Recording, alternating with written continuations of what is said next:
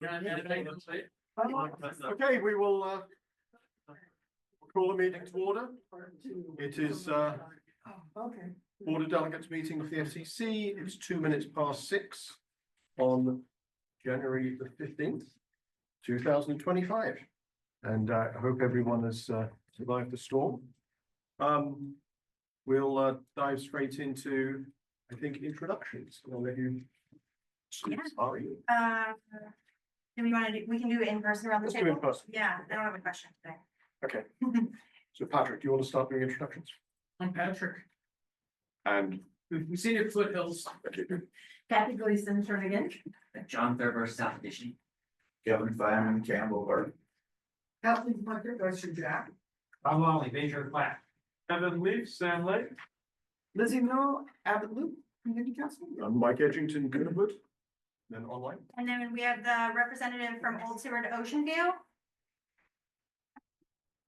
Gary. Yes, this is Gary. And then Candy.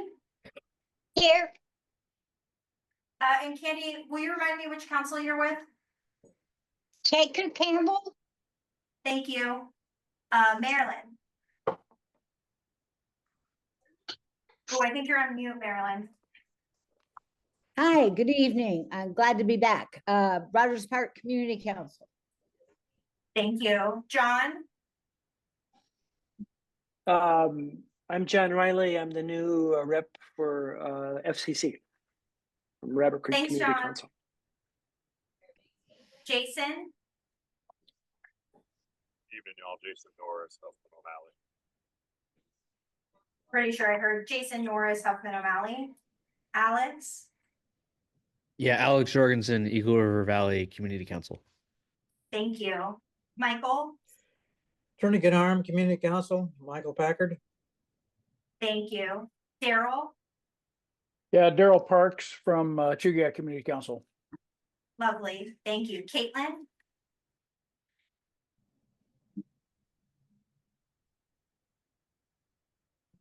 Caitlin. Hi, I'm from Bear Valley. Thank you. Barbara. Downtown Community Council. Thank you. Steve. Stephen Callahan, University Area Community Council. Thank you. Monica. Hi, everyone. This is Monica Stringendorf with the Northeast Council. Thanks, Monica, and also recognizing David Weber, who is the alternate for Northeast Community Council. I think we have James Fairview. Yeah, Is that you, James? James Thornton, Fairview Community Council. Thanks. Thanks, James. Bob.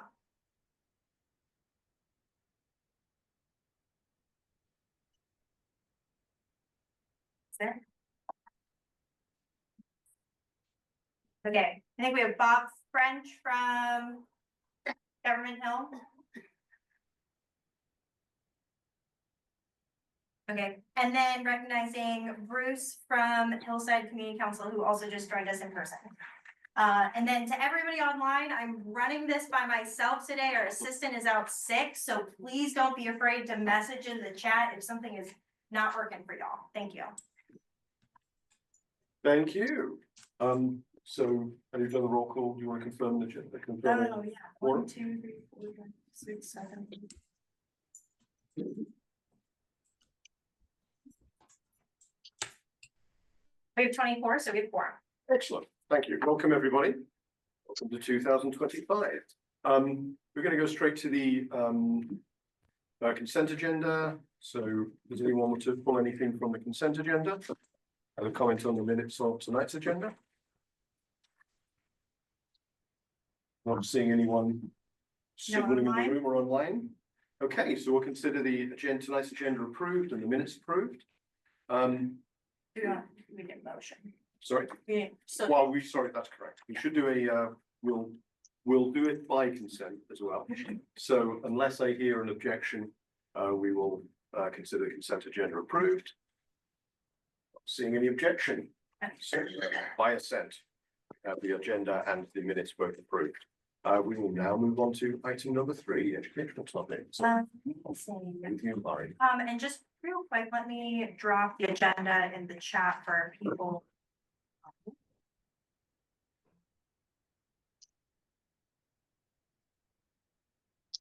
And recognizing Sylvia from the alternate for downtown has joined us. So I just wanted to put this in our official record for everybody.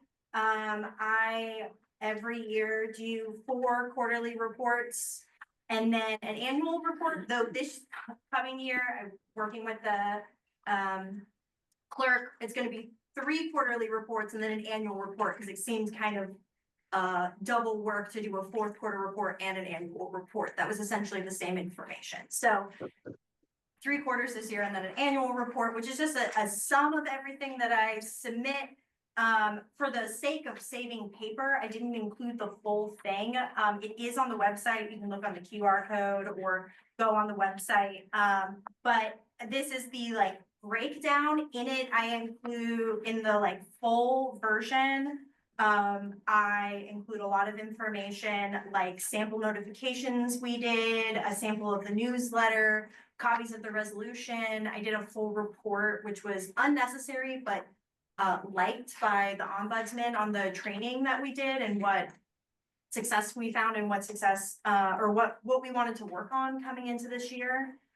Yeah, and so I just kind of wanted to put this in front of you guys, see if you had any questions, but we do a lot of paperwork and not everybody always understands all the paperwork I do. And we have Basher Community Council joining us. So does anyone have any questions on the annual report? Go ahead. Thanks, sorry. So has it been reviewed and did the municipality have any? They never have any feedback or comments. Okay. They say thank you. We have not submitted the financial report, and originally the financial report was part of today's agenda, and I removed it because we did, as you guys know, a bunch of spending at the end of the year that didn't quite clear the accounts. It was approved, it was good in 2024, but we haven't been able to finish reconciling. So we'll be presenting the final wrap of 2024's budget in the February meeting. Once I actually have it all in front, after the accountant has looked at it and given it back to me. Yeah. Okay, thank you. But yes, they don't look at it. My hope is that I can start getting the reports in front of the assembly more regularly, maybe at the rules committee or something, so that they know the work is getting done, trying to build bridges with them. Yeah. Thank you. So technically the funding comes from the assembly. Correct. The assembly department. Yes. That's why they're. And the clerk is just too busy to honestly read it. It should be the job of the assembly, in my opinion, to be the person who oversees it, and the clerk just like makes it happen with us. Oh, Marilyn, you have a question? Go ahead. Did you say Marilyn? Marilyn. Marilyn. Oh, I just had a comment that I just really appreciate the board director's agenda explainer paperwork and the parliamentary procedure page, and really appreciate that. I think it's a good reminder since I don't know, it's been a while since I've gone through all this process. But I just wanted to say thank you. thanks. I appreciate that.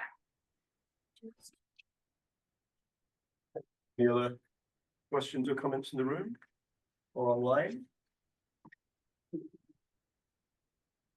I'll just chime in with a quick comment. It's actually, I find it really useful to read the report, because during the year, you're kind of aware of what's happening time to time, but when you see it all pulled together, it reminds me of the scope of the organization, the amount of support we do.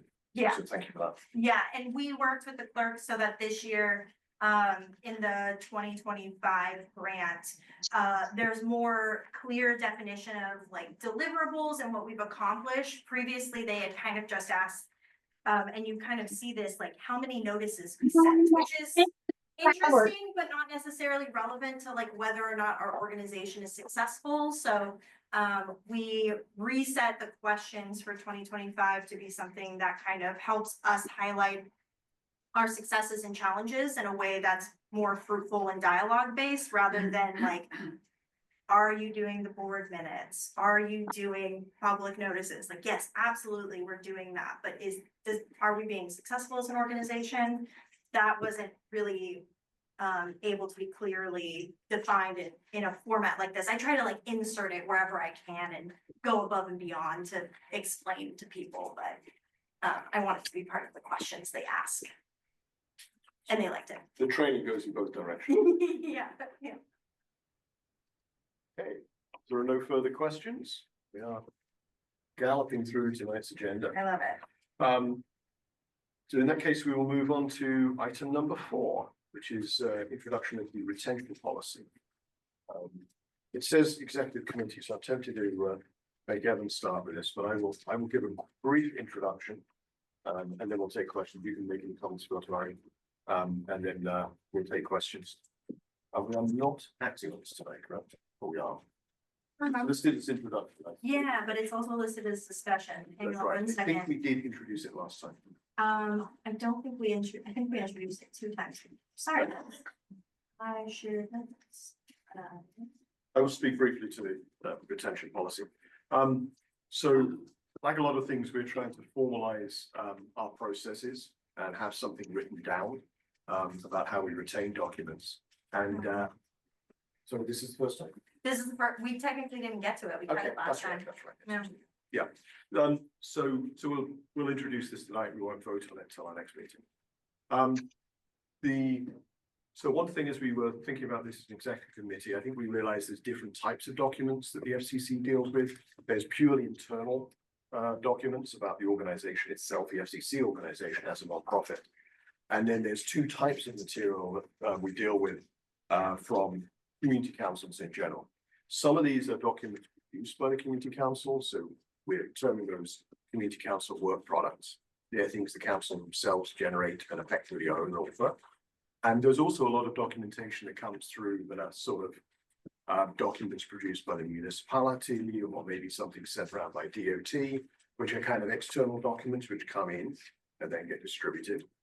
So what this retention policy attempts to do is make it, we keep a lot of things on the website. We also have internal stores for both paperwork and electronic material. But the focus is on keeping the material which the community council themselves are producing, and less so on long-term retention of documents which perhaps DOT or the municipality is sending us, where they really have the responsibility for retention. So as you look through this, you'll see this community council work product mentioned a lot of times. Again, it's making sure that we properly archive and hold all the material the community councils are producing. That's what I wanted to think about. Anything else you'd like to add to this? That was good. Okay, John. Are the recordings of the meetings part of this? No, right now, we don't have enough space to be able to keep all of the recordings. I know some councils have YouTube channels similar to what we do, and so then they upload them in that space, but we don't have enough space to, it would significantly increase our space and or the amount that we take and decrease the amount we could keep for like other stuff long-term. I think the goal of this retention policy is to keep the work product of councils as long as possible on site. And so we don't want to overload it with the video. So currently, how long do you keep the recordings? Approximately 3 months. Yeah, so that we just keep them on the Zoom accounts essentially. And when the Zoom account gets full, then we delete them. I try to like prioritize deleting executive board meetings, oldest to newest first before we delete general meetings. And then even then it like lives a little bit in the trash, I guess, so that it exists for another 30 days on top of that once I've deleted it. Yeah. I think that's a very good question, by the way, John. I think the question of what we do with meeting recordings long term, because there are options like YouTube, is a fruitful discussion. Yeah, I mean, that's good to know. I know when Zoom first became a thing during COVID, and I don't know, it went over my head anyway at that time that FCC was not retaining the recordings. And so we lost a lot of them because we weren't told they're a temporary keep for the FCC. That you have to upload them to YouTube. And so, and we were never notified that they were disappearing. So we lost, several months before that became kind of a common, hey, yeah, you all have to know this. Yeah.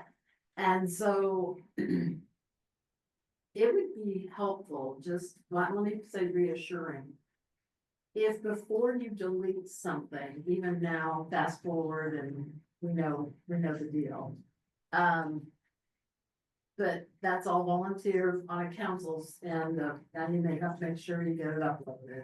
And if the person for council isn't functioning or dropped out or, the president or leaders may not be aware that something's being deleted that never got uploaded first.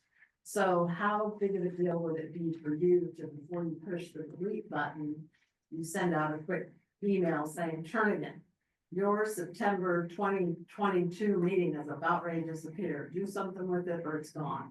Is that too much to ask? I think there is a bigger question there of a couple of things. One, something that comes to mind is right now, anybody who asks me for a link to the Zoom, I send it to. So I think there's a question from the board of whether that should be allowable. You guys are required per your bylaws. Look at it. Thank you. There is you guys are required to keep agendas and minutes, right, as record, but YouTube or like the full recording is not required per your bylaws. So, and not required per code. So the question of whether we need to be keeping recordings in the long term or they need to be as public as minutes are required to be is I think a question for the board as to what you guys want us to do. And then as far as capacity goes for emailing, I can definitely we can try. I think let's try. Yeah, And I see mean, what now happens. that we'll have 2 full-time staff in regards to Yeah. 1.5. It does, probably most councils respond. I know Jernigan went without a secretary for quite some time. Right. He just couldn't fill that position. So at least I could say, the meeting was recorded, go back and look at it. Right, well. And then it's like, no, we can't find it, and found out they were all deleted, and so there's no minutes, there's no recording, there's nothing. It was a Jernigan problem. But it just seems like as a courtesy before you absolutely get rid of it, and the council didn't download it to YouTube, but they certainly meant to. Sure. To just give us that last chance to do it before it's just gone. I wonder too, because the way Zoom works, when you delete something, it lives in the trash for 30 days and you can still recover it. I wonder if when I delete it, I send an email and say, hi, it's in the trash. You have 30 days if you need to recover it. That way it gives you guys 30 days notice, and it's still there. And then I don't have to go back in. It's just like a stepwise thing of like, because how long would you want us, what if I didn't hear back? Because often I send emails to councils that go unresponded for a month, 2 months, 3 months before somebody calls me back, especially because people are busy and other stuff goes on, or there's a changeover in officers that I'm not aware of. So like, if you needed more than 30 days to recover something, can I have some clarity then from the board about what you guys are looking for on that front? So that we're not just, because the timeline for keeping them, we go from like 3 months to like 1 month, right? If I'm like having to give like 60-day notice for them to get deleted, we just don't have enough space to hold that. So I think what I'm gonna do is the Zoom recordings are, I think, an interesting topic. There definitely should be something in the document talking about those. Sure. I think, and this is over. I'm gonna put a pin in that for the moment. get the other comments and questions, then we'll circle back. I did see a question in the chat. I can't quite read the chat. Oh, yeah, there's a mention of UAA archives and the retention policy. Does the FCC have an agreement with UAA to archive data? Yes, we can archive, physical, copies of things, and I believe digital copies. I can bring them like a USB. Okay, So, thank you. So- Sorry, this could have been updated, but this came up a few years ago. And we were told that because technology is always changing, if you submitted something on VHS tape back in the eighties and assumed that was good to be archived forever. But then in 50 years, there is no VHS player that exists anymore. So that at that time, UAA said only physical material paperwork. okay, No discs, no USBs, no PCS, no, maybe they changed that, because that's been from 5+ years ago. right. My understanding was that it could go, we could bring them the data, it could go on their servers. As long as it was already digitized to a point that they could easily upload it, but I can definitely confirm that. Yeah, I think that'd be good to get an update. Thank you. Thank you. Alex, go ahead. Yeah, I thought I can't remember if I heard it mentioned, but I guess I'm curious. It seems like it might just be easier for everyone if we just uploaded the video file from the recording of Zoom to YouTube. I'm not aware of like a limit on the amount of videos you can upload to a specific account. So once the meeting is done, the video could just be downloaded, placed on YouTube, and then the staff don't have to worry about timelines about emailing people of when things might get deleted within 30 days or whatever. If it's just on YouTube, anyone could have access to it at any time that they want, and it'd be pretty widely publicly available. Just a couple of things to note. One, I'm hesitant for this board to make a decision for councils on us uploading meetings. I think that should be at the discretion of the councils and not at the discretion of this board. Now, if there's presidents in the room who want to do that, absolutely. And if there's councils in the room who want to opt into that, we can definitely talk about it, but we are not the councils, and they may, for privacy reasons or for whatever reasons, not be comfortable with full meetings being up there. There is definitely a difference in information between minutes and like what people are actually saying, and the dialogue may change if people understand that they're like being recorded and that's immediately going to YouTube. So I think that's a great point to bring up, but I would want to push that back to the councils and say, what do you want in this instance? And sorry, my apologies. I thought we were just talking about the recordings of these FCC meetings. I was like, oh, these seem like they'd be great to put on YouTube. So I didn't know we were talking about all the individual councils that are using Zoom. So my apologies. No, yeah, these are on YouTube and I take them off the like saved recordings and we're not using space. Okay, thank you. Marilyn. Yeah, yes, thank you. I guess maybe two parts to this question. Is there a policy for how long community councils ought to keep their records? Agendas, meeting minutes, and so forth. And I thought that community councils were supposed to submit minutes and agendas and so forth to the FCC each month as well. Does that make sense? Yeah, so that's what we're discussing here is, Right.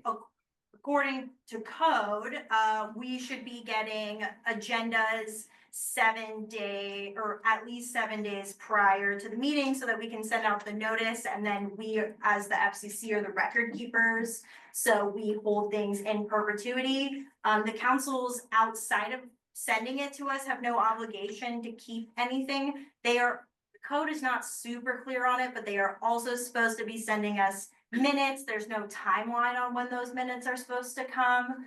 But in theory, you are also supposed to have and send us minutes, but there's no obligation that say like, Marilyn, if you were the secretary of Rogers Park, that you keep that information. We can keep physical copies. So I have a couple councils who will like bring me their physical copies of stuff that are more recent. I'm not at this point taking like boxes and boxes of documents because I don't know if you've seen our office, but I don't quite have enough space to take on everything. And that's when I refer councils to UAA to help. Cause UAA will take physical copies of council documents for sure. That's set up and I can help facilitate that if you have like, for some reason, a bunch of old minutes from 2006 or something. Does that Okay. answer your question? That is part of my question, because we do have several boxes of past paperwork, and I don't know that it's germane to keep it anymore or what. It's just a historical point at this juncture. So you just want to have our agenda and meetings 7 days before our community council meeting. Did I get that Yeah, right? that's code. I mean, ideally it's before that. By code, community councils are supposed to send a public notice out, which goes through our email listserv. So that's supposed to go 7 days prior. Ideally, we're at the office are getting it 10 days. Cause you know, if you send it to me, a lot of people do it on like Saturday. I'm not here Saturday, I'm not here Sunday. So then Monday I get to it. It takes me about 24 hours at maximum usually to turn it over. So we try, you know, if you're just sending it calendar days, 7 10 is my recommendation. If you're sending it business days, then 8. But that way we get stuff out in accordance with code. Now, not everybody does that, so. Okay, and then finally, what code are you talking about? 240, municipal code 240. Okay, thank you. Thank you. Candy, the next in the queue. Go ahead. Yeah, I'm very, very new. I made the YouTube classes last month, and it's taken me a little while to work out my Zoom stuff and get meetings lined up on my computer. So I apologize for being absent in the fall, but we're having some problems that I think we need some help with, because we're not compliant. Tucker Campbell is not compliant with the Muni Code at all. And I'm not sure, how do we, is there a procedure that we can follow to break through the ice block that's got minutes and everything locked up between our president and vice president?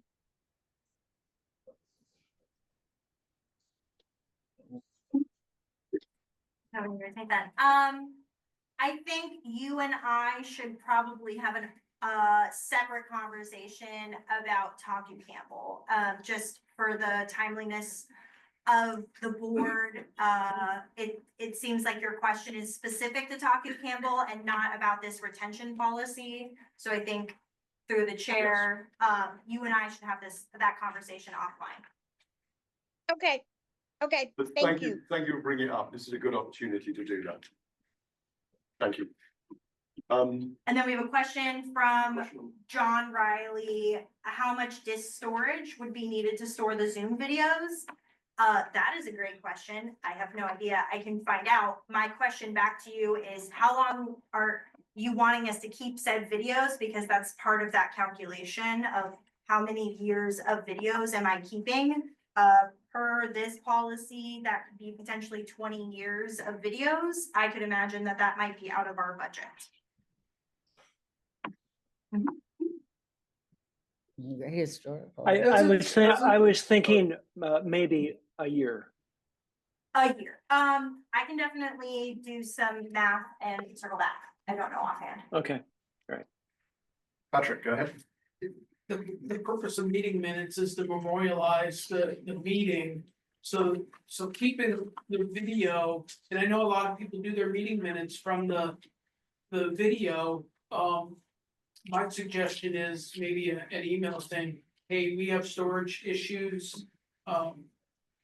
Your video, your Zoom video will be deleted 60 days from the date of your meeting. This is the notice in case you're using it for the purpose of creating meeting minutes. Oh, Yeah. and just send, put them on notice. That's great. I mean, if we say like from any particular meeting, because as a reminder, there's not just general meetings, there's also executive meetings and special meetings that generally also get recorded. So it's not just, you know, we generally have about 25 to 30 councils that are on Zoom. So it's not 30 meetings every month, it's 30 plus executive committee and special committees that also get added in. If we just say all recorded meetings will be kept for 60 days, and we make that a policy, and I notice all the councils and all the presidents, and I can try to do like regular reminders about that, so that if somebody forgets or there's officer turnover, then they're like keeping an eye on it. That might also just solve it. We could do 90 days, we'd try 90 days, pending space, but. Can I just ask a question on, what is the default on Zoom? Like, something is saying we should probably. It's a space issue, so they'll cap and stop recording, but, I think we have. Like, we only have like 5 or 10 gigabytes, it's not a lot, and anything, if I had more space on Zoom, it would cost us more money, which is why I don't add more space. Yeah, okay. We have a question from Yeah, Daryl. Daryl. Yeah, just a quick question. You know, when we send you the agenda in advance and as well as the previous minutes, those aren't actually approved yet. Is that an issue for store or for retention, or do we need to send you the approved minutes and the approved agenda? That's a great question. So generally agendas I post as is. If you make updates to the agenda, I don't really know. I guess that would be marked in the minutes. We post the minutes. Generally, I think we try to mark them as draft or approved. If we're told, I would say our procedure is to default with whatever we're told by the council. So if the information is not provided, whether it's draft or approved, we probably just don't put anything. And if you say like, these are the draft minutes, then we put draft. And if you say these are the approved minutes, then we put approved. I can definitely like shore that up and make a default assumption of draft unless approved and message around that. If you send updated minutes, we just keep them the draft internal and post the approved on the website, but we don't delete it. Yeah, sometimes they don't change much, but I just want to make sure that we're sending you what you need to have from us. Yeah. I would say, tell us what you want us to do. Because the default for us is always going to be to defer to the council so that we're not making assumptions, because I have made assumptions and gotten it wrong. So my default is just if this is what you say word for word, I'm going to copy that so that I don't mess. It's not on me. I have a question. Okay.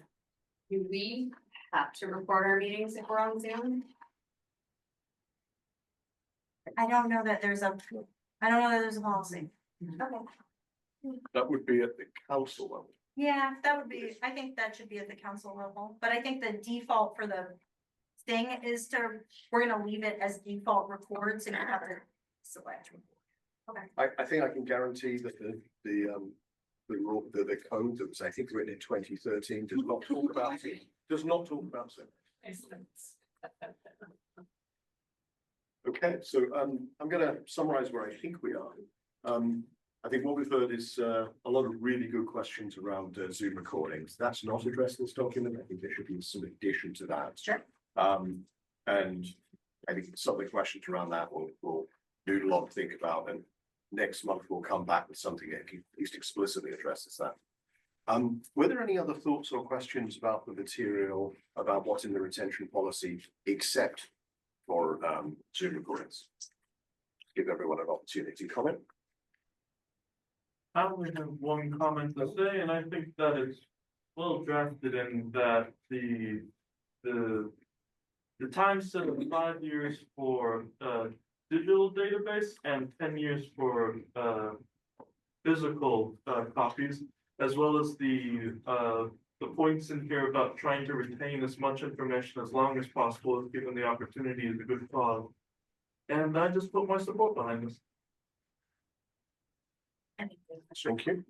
Kathy? Yeah, just my brain is kind of fried, so under website retention, it says 2.1.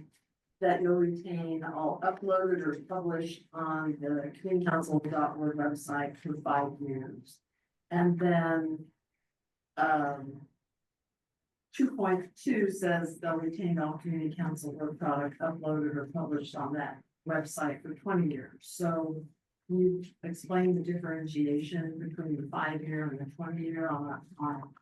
And when you say community council website, then you then under that, each individual council website.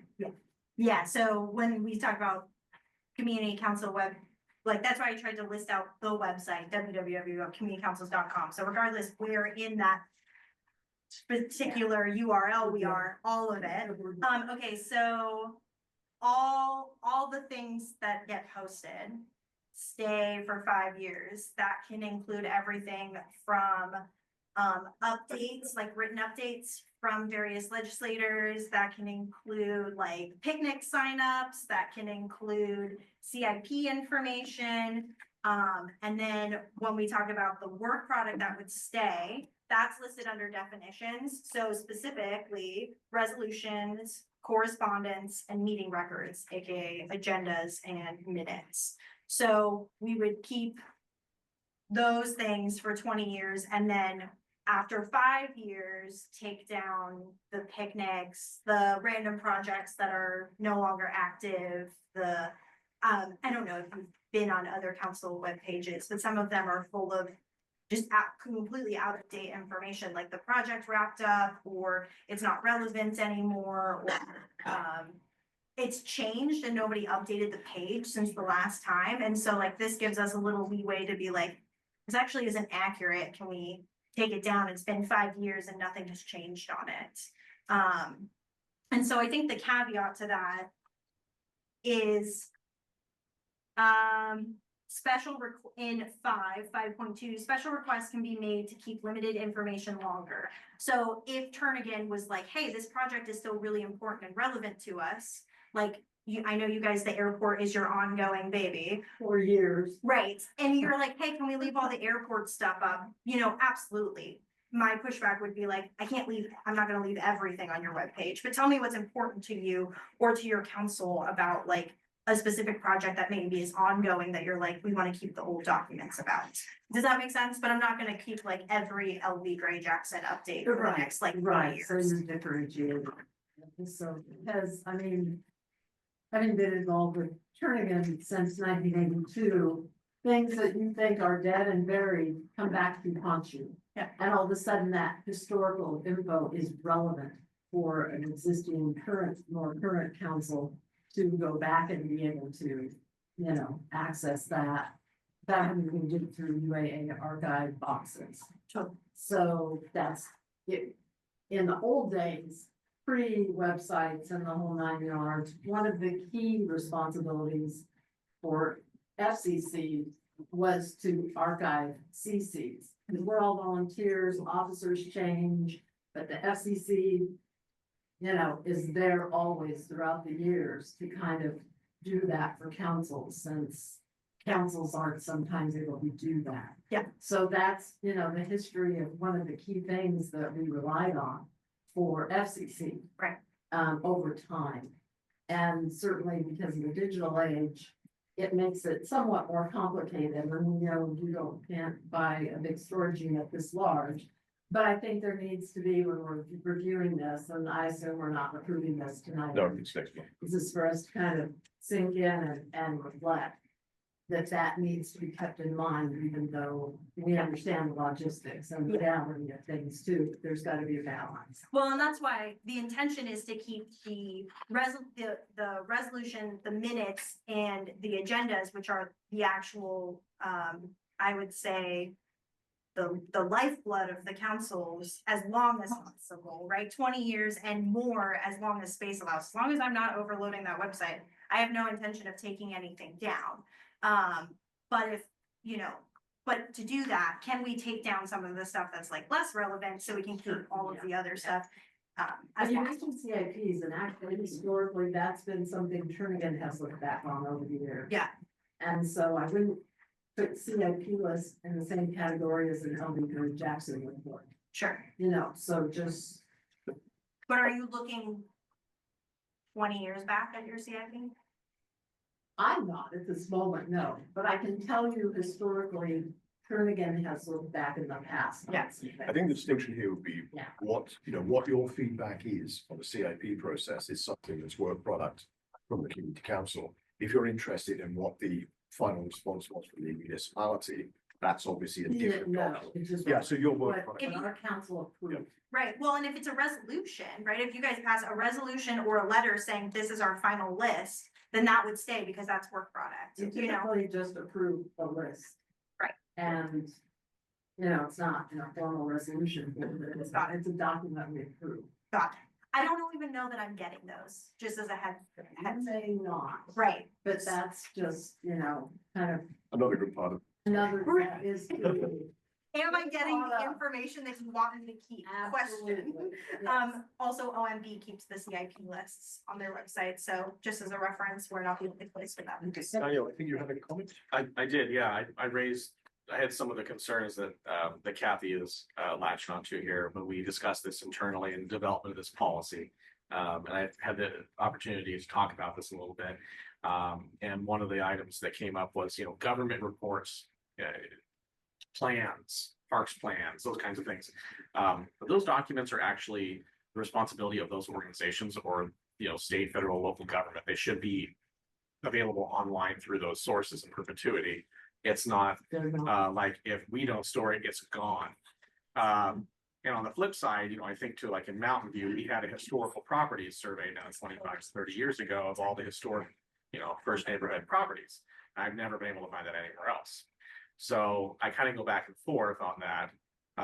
I do like the idea of having the ability to search for terms and things, which I hope is, I think we've talked about It's coming. in the website update, we have a search bar, and if you were just, airport master plan, history or something, you might find other councils, maybe, oh, I didn't realize that came up in North Star or something. But at some point, the documents will be searchable, and I think that's gonna help. There is too much information, there's too much stuff right now, there's gotta be a way to sift it. And whether 5 years is sufficient, I don't know. Maybe I got a little bit too much of a hoarder at heart, when it comes to community, like I can always think of a use for, hey, this document may come in handy someday. But the truth is that there's just too much stuff we've got right now. And so we have to have a retention policy where we can say at this point, the councils, if they wanted to have it as a print record, put it on archive. Or if the councils individually want to voice, hey, we've got a history with the airport, or UMed Road, or I'm just looking around at other things that have been big in other council, Cabana. Like if you had a whole section on Cabana, that was before the pandemic, that's beyond 5 years ago. Maybe some of that stuff is still important to you. This would be the time to maybe think about what is the best retention policy for the documents of your council. Thank you. Thank you. There's one more question online. Sylvia asked us, code or statute outline a timeline, and as far as I'm aware, no. Yeah, I think there's retention policy for the municipality itself. Right. But unless it's in our contract, it wouldn't. Well, yeah, no, it doesn't. They just want us to keep the stuff. Yeah. And we do, and I think also have a history with UAA as like, once we run out of physical space, we can work with them, so. Yeah. And just one more thing as an example, because of development that is pending along West Northern Lights through Turnigan, and the landscaping was challenged by us that it was in the road right away and not land that could be turned over to a private developer. And because I'm a hoarder, had the draft a language on and design, the whole thing that's this big on every section of the renovated, but it was draft. And so when I was trying to make my argument, I asked the Muni do you have the final? And they laughed and said, this was in 1985. Yeah, no, all that's gone. So no municipality doesn't retain forever. Right. Yeah. Bob French has a comment, as an example of how government data can disappear, Government Hill was intensely involved with Kinnick Arm Bridge and Toll Authority, and the data that was DOTPF's, KABATA's website has completely disappeared. Yeah. Our intention is not to disappear stuff, but as Mike said, to have something that meets in the middle. How do we keep the important stuff? How do we have some flexibility? And how do we maybe move on from all of the picnic notices, right? And those say. So I think we're gonna try and wrap this up because we're a little bit behind, but we still have time to cover what we need to, I think. So long discussion about recordings and Zooms. We're going to add some language in there and try and put a policies together for that. And I think we have a number of other takeaways. Look at it, think about it, and we'll have a follow-up discussion and decision at our next meeting. Thank you, everybody. I saw someone. I don't see any. Okay, great. We'll now move on to meeting dates. That's at the very end of the packet. If I recall correctly, we are second Wednesday, third Wednesday. There was one or two exceptions.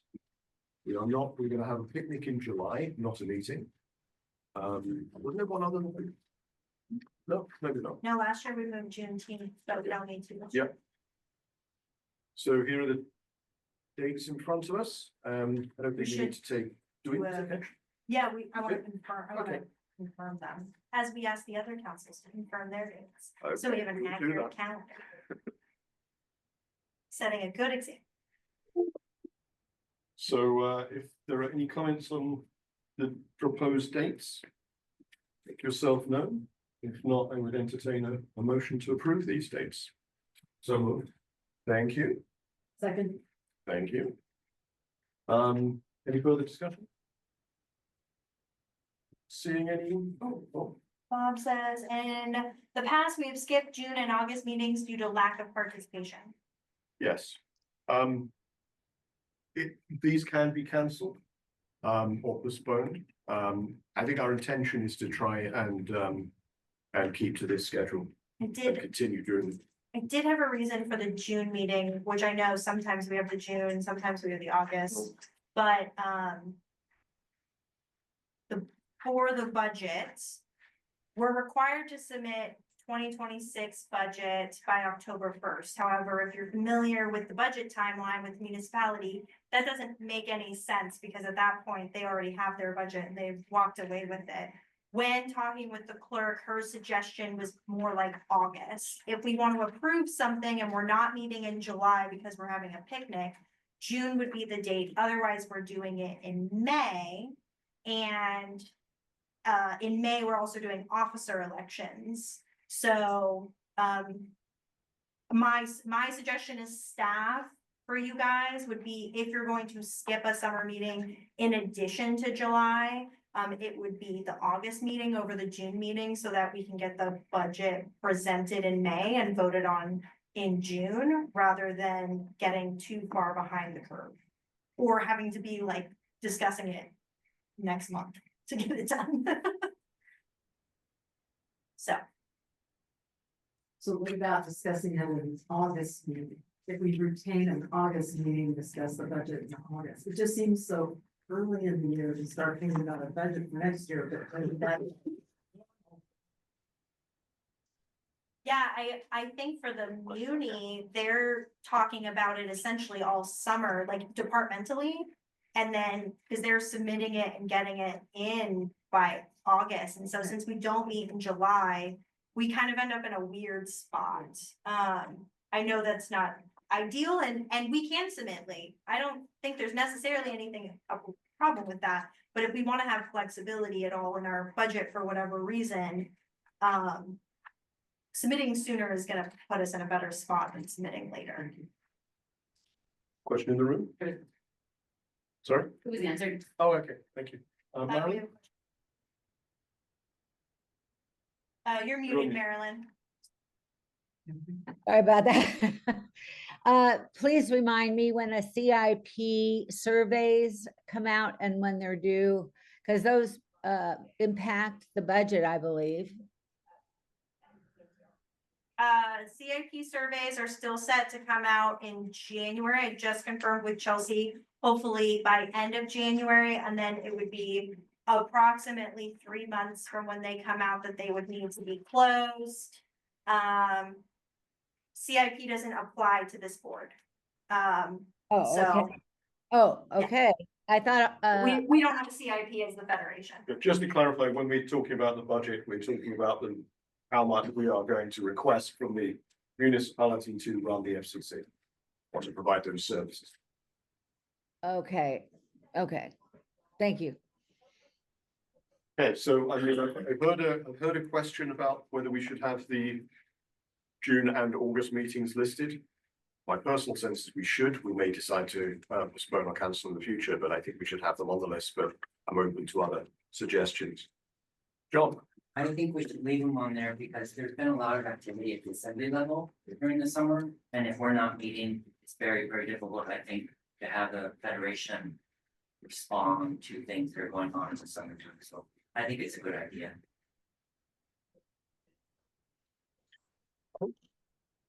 We can Second. always decide at a later date if there isn't anything going on and we don't need it to cancel it, but I think there's benefit to leaving it on for now.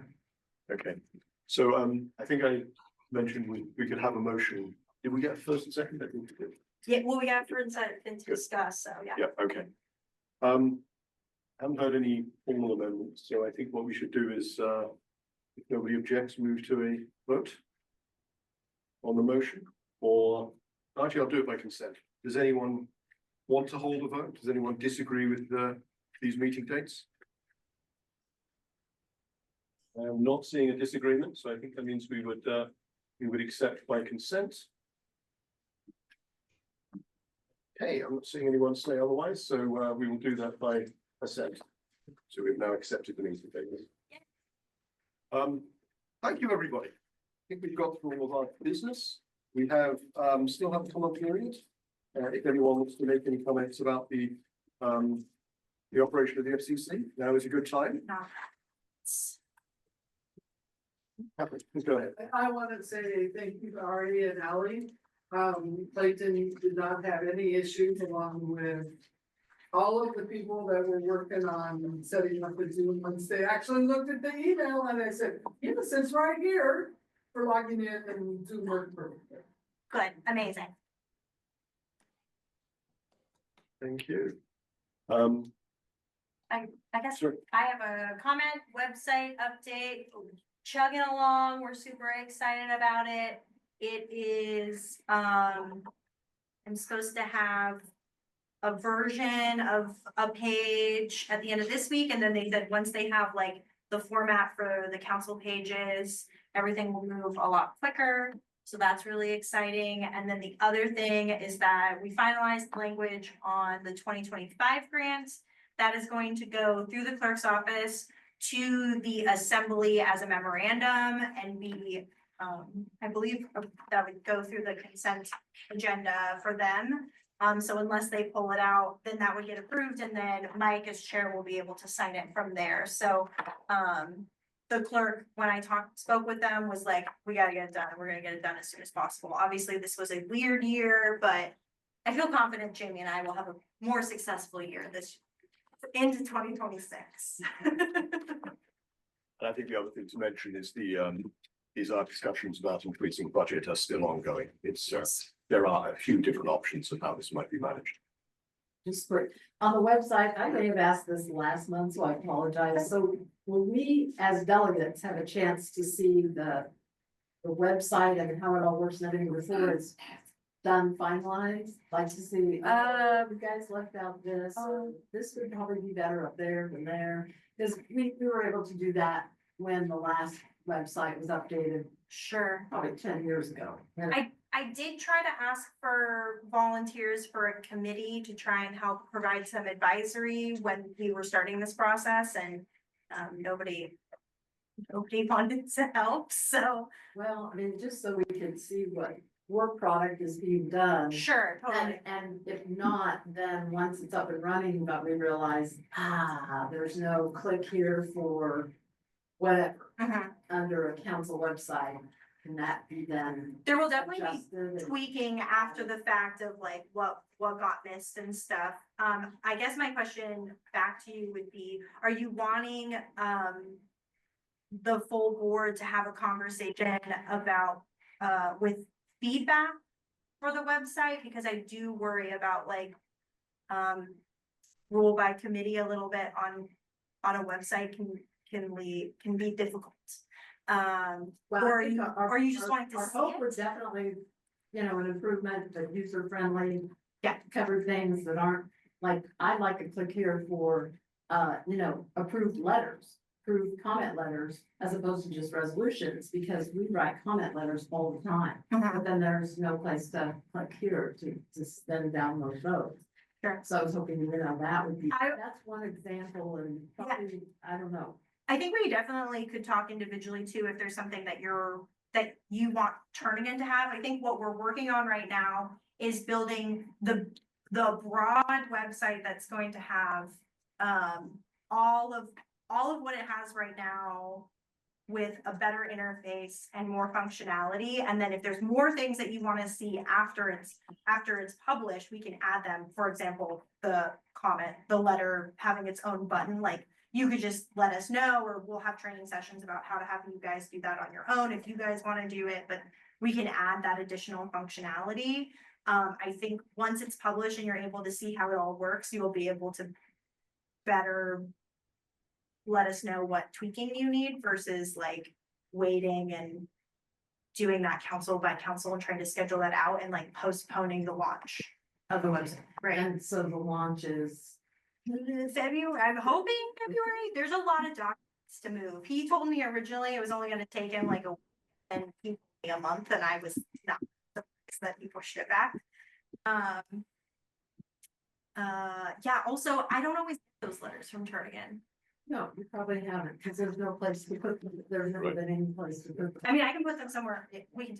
Yeah, I can- so could we just have a, you know, once it's all done, like take, you know, time from a meeting or have a special meeting? maybe Yeah, to- I can definitely. to work, you know, watch us how it's new and what you could. Yeah, I'm definitely willing to, or happy to host, like a special Zoom breakout, so it's not in this meeting where if anybody in the delegates wants to jump on and kind of see what the new website looks like and walk through it before we publish it, absolutely. Okay. Yeah, absolutely. That's why I was wondering, do you want like commentary or do you want to like just get a chance to see it? Or Start seeing how it's coming out, I wouldn't know what to comment on. Right, okay. So I'm aware we just hit 7 o'clock. We Yeah, do we have do one have other one question. Sylvia asked, I did not see financials on the agenda. Did I miss something? Just harkening back to what I said earlier, we were not able to finish reconciling 2024 due to last minute, like end of the year charges. So I literally just got the last one today and sent it, seconded it to our accountant. So in February, we will have the final 2024 budget to show and discuss with you guys. Okay, thanks everyone. So entertain a move to adjourn our board meeting. Oh, thank you. And second, I heard a second. Excellent, thank you. So we will move on to part 2, which is the coalition meeting. This is where we meet on purpose to help all councils. Do we want to introduce anyone who was not here earlier? A couple of people have joined.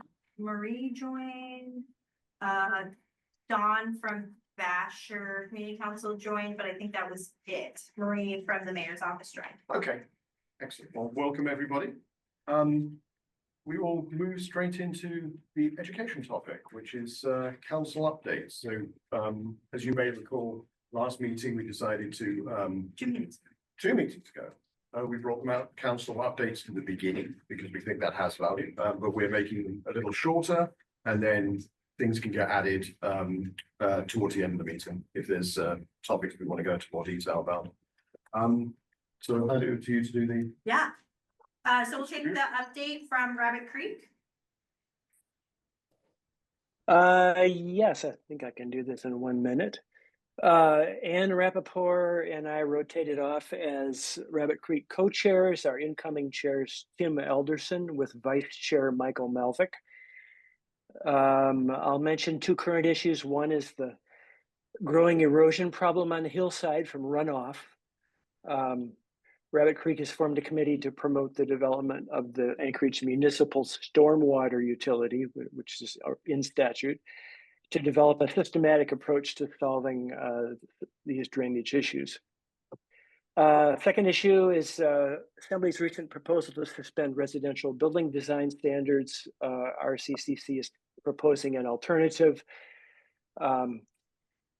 which is to waive design standards not for 3 years up front, but for a set number of applications, which allow a stepped approach before full suspension is implemented. There could be some analysis of construction done without the design standards, with construction done with the design standards, and then some review by staff after that has occurred, and input from planning and zoning and the public before moving forward. That's all I have. Thank you, Rabbit Creek. Rogers Park.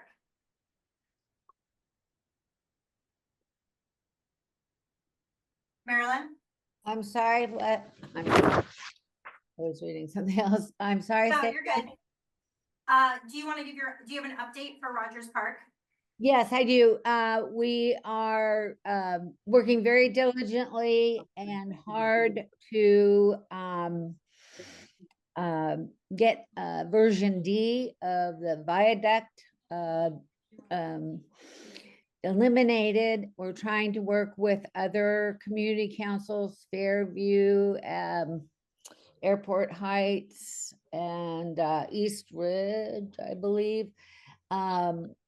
That the version D is totally unacceptable. We've already sent a letter to the assembly, not in favor of that at all, but it is still seemingly to be an option that planning and zoning is looking at. So there is, I didn't print the email off, but there is a comment period coming up here very shortly. A time to speak. Sorry, I don't know if you can you still hear me? You don't need to see me. Yep. Okay. So there's a time to speak. I'm sorry. Comments are due January 23rd of 25, of course, talking about the Chester Creek Green Belt. So submit your comments, thoughts, objections. It's a huge imposition of the area and the usage of the area, and in my opinion is totally unnecessary for this community of Anchorage. We do not have that kind of traffic. And so anyway, January 23rd, if you have comments, thoughts, ideas about that particular version for the viaduct. So we're working very diligently on that. Bob Butera and Dave Evans are heading that particular committee at Rogers Park. So thank you very much, Marilyn. We will move on to, thank you. We'll move on to Russian Jack. I'll be quicker. We Hi. very nice. It was important We topic. did our CIP list. We did a resolution on the school closures. We have had some homeless camp issues and had people come in, a huge group, and we're partially successful of at least getting the one out of Willowmont Park taken care of. There's still more, but it was a very positive direction. We did the community council boundaries. In December, we had our potluck and elections. And in January, we had our new president with help from the Federation, from the Community Council, which between that and our prior president ended up working, and I'm going to see real positive results. I think next time it'll be even better. That's it. Thank you very much. Do we have Sand Lake? Yep. Sand Lake? Oh, yeah. Sand Lake did not meet for this January, due to the school district closing from icy conditions, but the synopsis from, November and, December was that in November, Sand Lake passed, had a presentation and passed a resolution on the diamond self-storage project. And then as well, in the December meeting, it was made known that Sand Lake was the beneficiary of 2 grants, I believe state grants on water and sewage, and one for 4 million and one for 5 that could be matched by the federal government, but they're called forgivable loans grants. And then that is mostly all for Sand Lake. Thank you. City Foothills.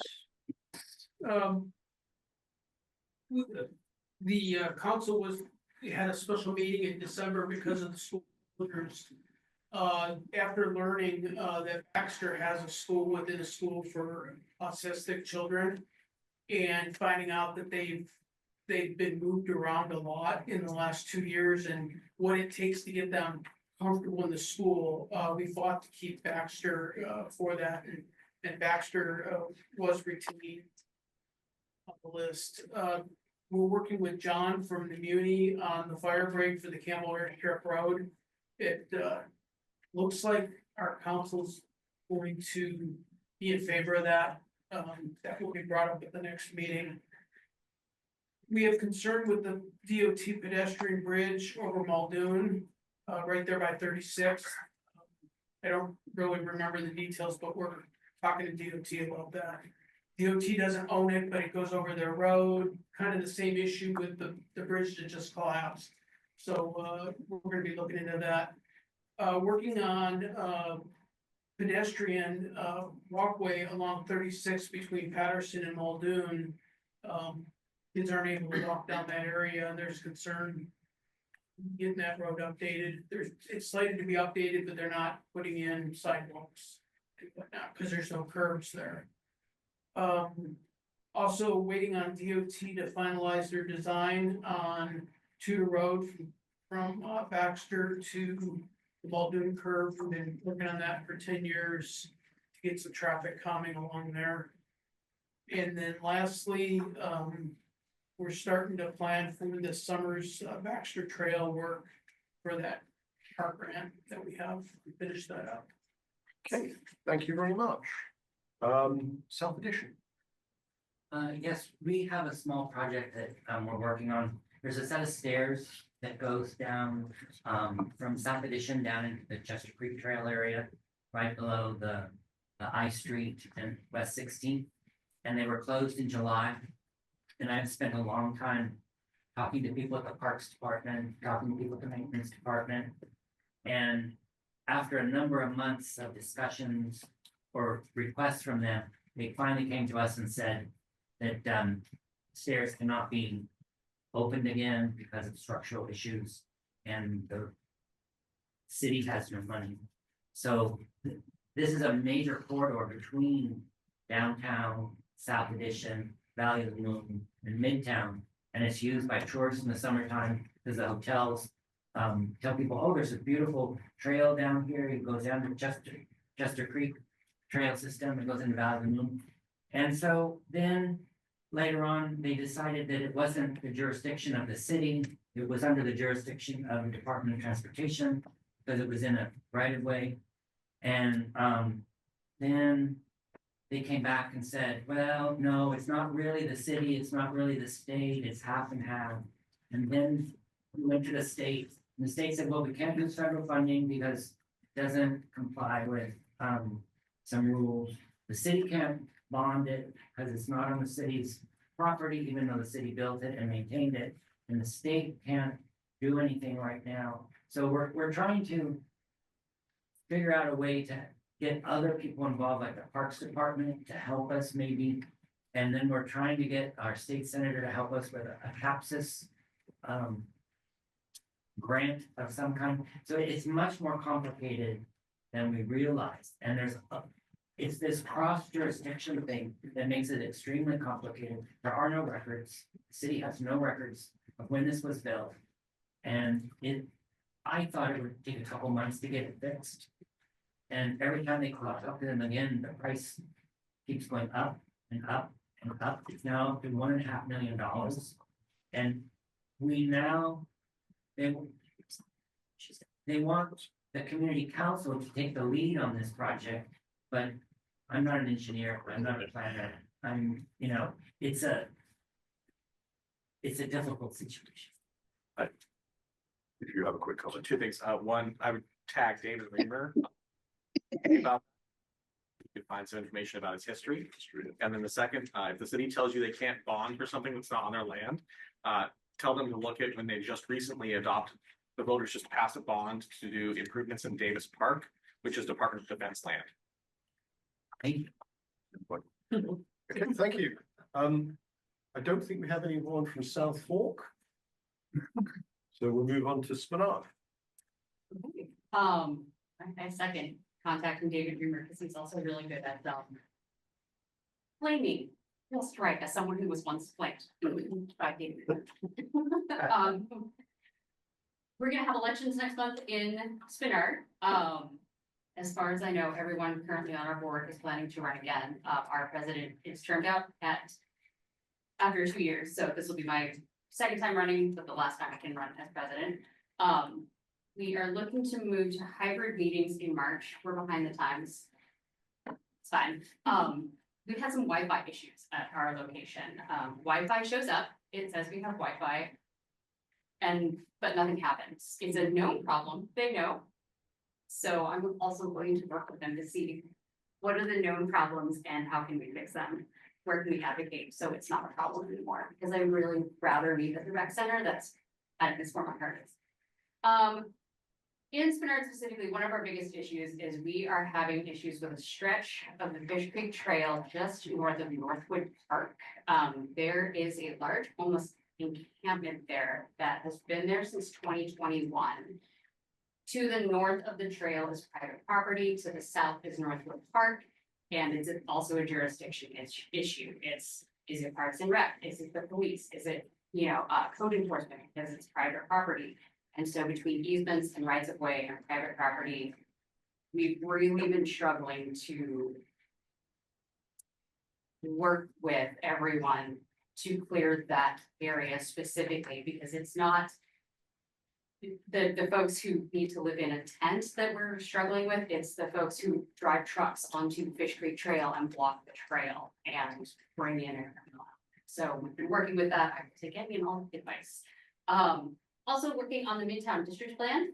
That is moving along. The public meeting, I believe, is March 3rd for that. And then the rest of our work has been mostly focused on safe transportation for all users. So advocating for traffic calming, we're working on some advocating for functional classification changes for some of our roads. Fish Creek Trail is moving in and out of viability. And then we also submitted a resolution on community council boundaries as well. That is all. Thank you. Sounds a lot. We will now move on to Taku Campbell. I understand if you have anything to add, and you can. If you're not ready, that's also fine.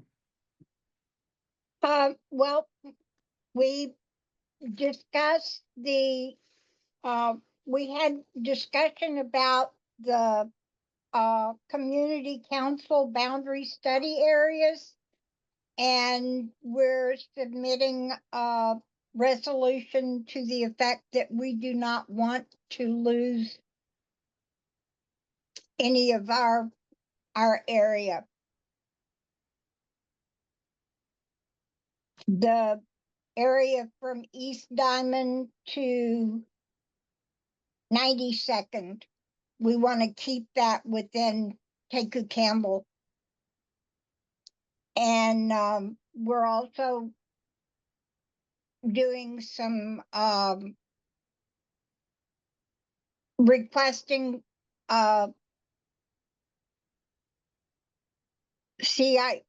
putting a request to CIP to get traffic evaluated on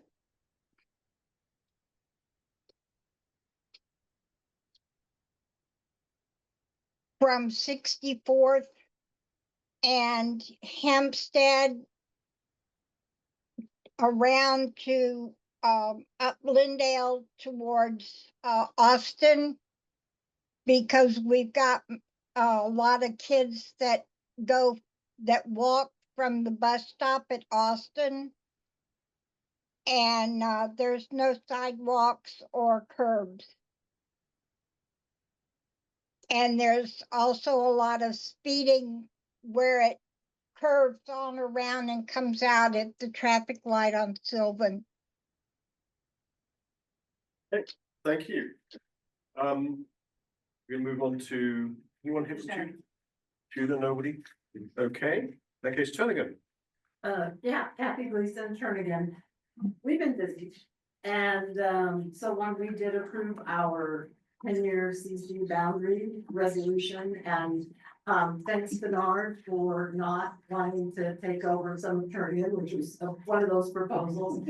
I'm happy to say that both Bernard and now Turnigan have voted for joint ownership of Spinard Beach Park, which technically was in Turnigan, had been in Spinard before 10 years ago, and we felt a joint oversight of that area. So we hope the assembly approves that. There's one thing that was proposed that TCC opposes, and that's changing the coastal areas boundary from mean high tide to low tide to mean high tide. And we passed through a long resolution giving numerous reasons why we don't support that. So we did pass that. We also approved comments to the 1-year and 5-year Heritage Land Bank land, because we do have some really important parcels west of the airport that we'd like to see become dedicated parkland whenever we get around to not dealing with 1,000 other issues. So that's something on our radar screen. And we have been continuing to follow lease applications at the airport, too, specifically in Lake Hood, as we discussed at our last meeting. If you have any problems with either one of those, there's going to be massive development of West Air Park, west of the current, active airfield of the international airport, and some major cargo development there. So it will require rerouting the whole road to access like Cliff Row Center, and so we're following that closely. And of course, Fish Creek Trail Connection project, which is within Turnigan. We've spent a massive amount of time on this. And the bottom line is we've been given notice as the assembly or the municipality has that there's going to be some legal action taken by one of the neighbors whose area would be impacted or affected. And so we don't have any idea how that may affect the trail project itself. So we're gonna wait and see about that. We're in constant communication with the project team, asking for more information, better graphics of their preferred alternative. And we still haven't received anything, so we're continuing to try and push for that. Our position, and in case anybody wants to know, Turnigan Community Council passed resolutions 2 years ago that, supports the trail under certain conditions. None of our conditions have been met yet, and we're getting pretty much shut out from the project team to try and address and collaborate with our council, which is very disappointing because we would like to see the trail, but their preferred alternative doesn't match up with any other conditions that we have put with our support. So any help from anybody, we would appreciate it. So thank you. Thank you. We'll now move on to Turnigan, Michael. Hi, so we have quarterly meetings. We're not quite as busy as everyone in the ball, but we had our last quarterly meeting last month. And we had a lot of people there. We had, the police chief was down, which was very nice. We have an issue with we have two police charges on our taxes. We pay for the Seward Highway as well as we have a police service area for all off-highway stuff, and we're having a hard time getting reports. So, and that was part of the agreement, kind of a handshake agreement when we voted on that to tax ourselves for that, and we're having a hard time getting those reports. So anyway, the school board was down, which was nice to see. We had an update from the Safer Seward Highway. They've got some money and they're going to be doing some better signage on the highway, and then it looks like they're going to do some more rockfall mitigation this summer. Just for everybody's information, they're working at replacing the railroad bridge at Bird Creek, and they won't be done with that until, well, I was told today, midsummer. And so be aware when you come around that corner there that it's going to be 45. Well, they're in the process of doing their work. So, and every once in a while the police do hang out there. So just to be aware. We also approved a resolution for the community council borders, the boundaries, and I've already sent that resolution in. So otherwise, that's about all the excitement down here. Thank you very much, Michael. Yeah, I heard they're only stopping the most egregious and terrible drivers. That's what I heard just now. Yes. Pretty well sums up most of the drivers, right? They have bad signage going south as well. Our executive director discovered there was a 45-mile hour. That's good with the other day. Thanks. Thank you for your support. Thank you for your support. And finally, last but not least, university area. Hello, this is Stephen Callahan, University area.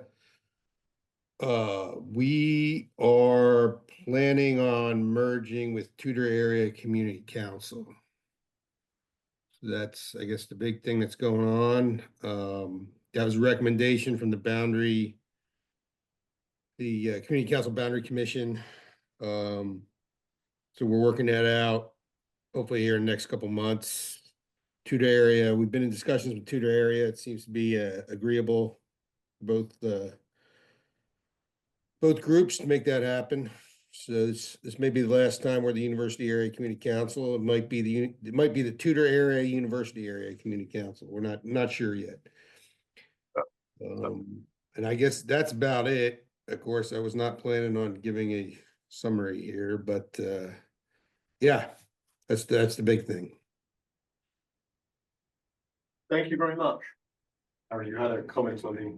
Yeah, I had Council an boundaries. update from Tom Davis regarding the council boundaries. He said the public review and comment period is in progress with Planning and Zoning Commission.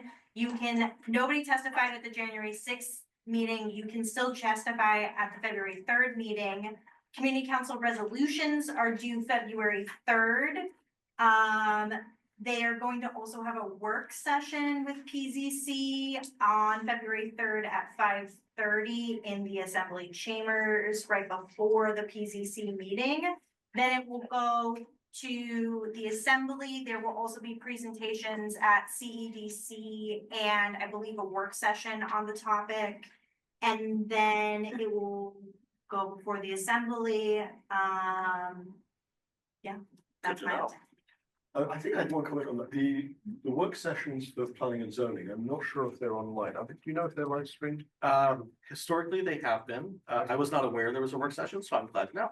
Okay, thank you. Thank you very much. That took a little longer than we'd scheduled, but I think we're going to have probably not all the representatives here, so that's fine. There's great information. Thank you, everyone. So we'll move on to item number 3, which is reports from representatives. We'll start with Marie from the Mayor's office. I just broadcasting on TV, so questions will be on. Sorry, did you say Marie from the mayor's office? Yes, yes, please. Oh, You're a yes, little that quiet.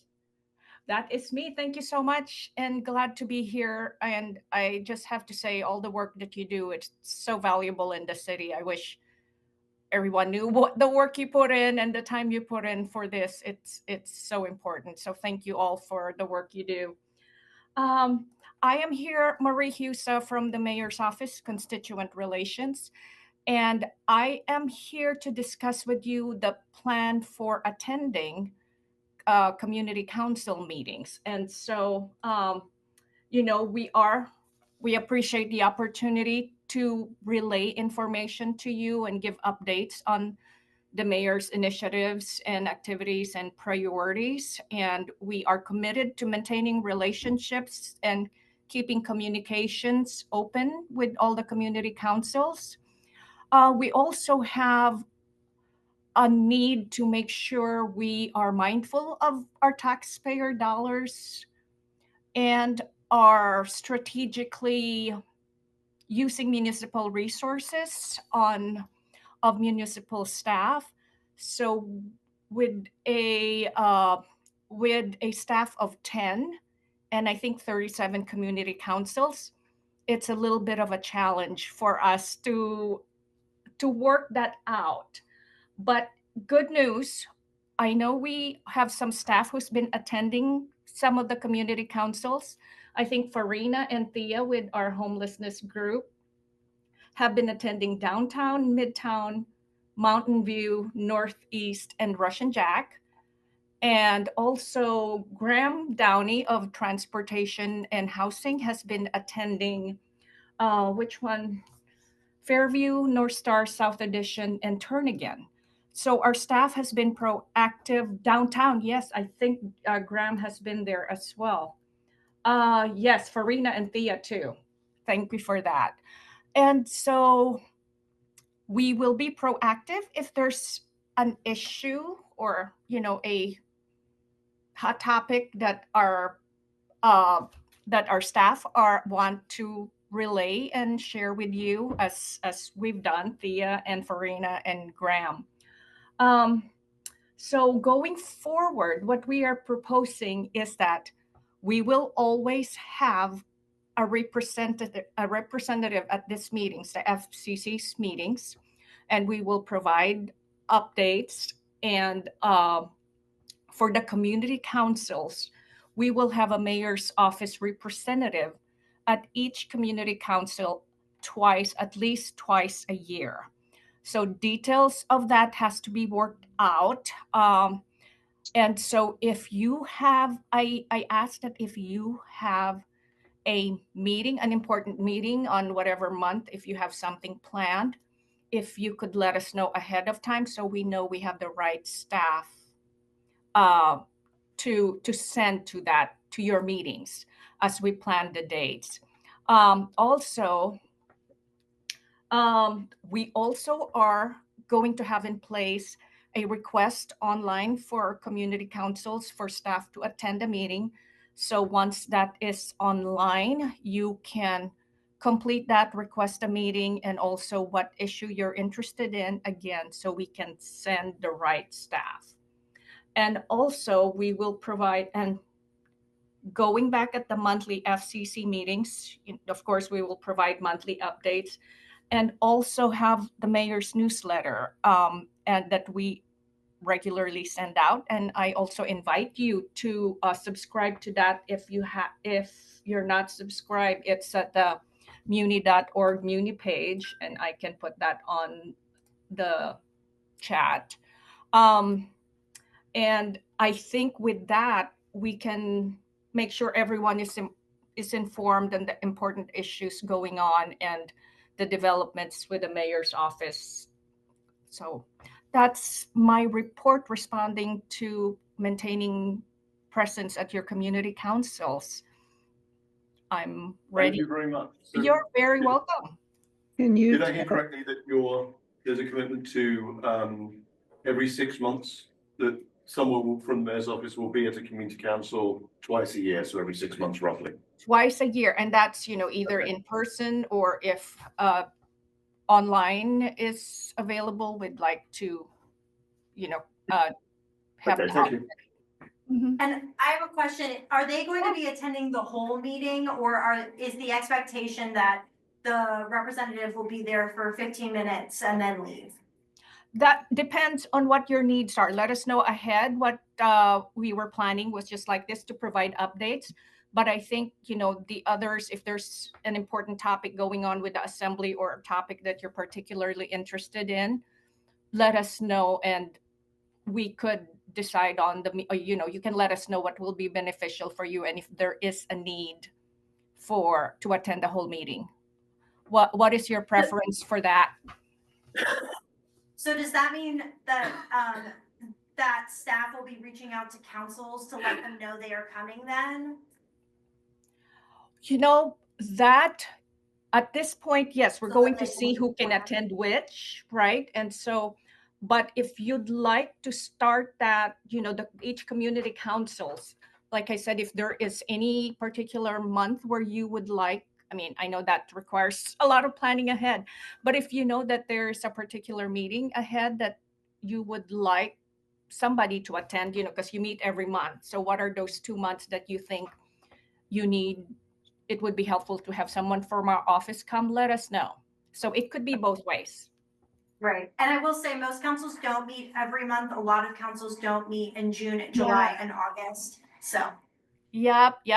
We have a calendar throughout the year of who will meet on each month. So yes, we're going to fill that with names. Can you leave us your email and Of course. contact information in the chat? And do you have monthly meetings with the mayor for downtown business people? Like they used to, like once a month, like Wednesday at 11 o'clock, the mayor would meet with the downtown business people. Are you having those meetings? I don't know of one right now, but I know that's in the plans, in the works to make sure, now that the first 6 months it's kind of been over, we are expanding our work on that. And as soon as there's something to announce on that, I will let you know, but that's what we'd like to do. Thank you. I have another question. Will you be prioritizing councils that you haven't visited yet as the first ones to now that you guys have a schedule? Because I didn't hear any of like our Eagle River constituents getting met with yet, or most of South Anchorage. And so are you going to be prioritizing those councils first so that they can get seen? That's a great idea. Yes, at this point, with such a short staff, that's a great direction because we really, don't know how to best serve you. So thank you for that suggestion. We can do that definitely. Okay, thank you very much. You're If very there's ongoing questions, great to get an answer. Thank you. You're very welcome, and I'll put my contact on the chat. Thanks again. Thank you. I'm not seeing, we have Assembly and School Board. I'm not seeing any representatives from either of those bodies here. So we will move forward to our education topic from Jack Gadamus, who has been waiting very patiently in the corner. Yeah. Thank you, Jack. That's okay. Oh, wonderful. Do you mind coming over here? Because I'm gonna put the microphone next to you and then they can hear you. I'll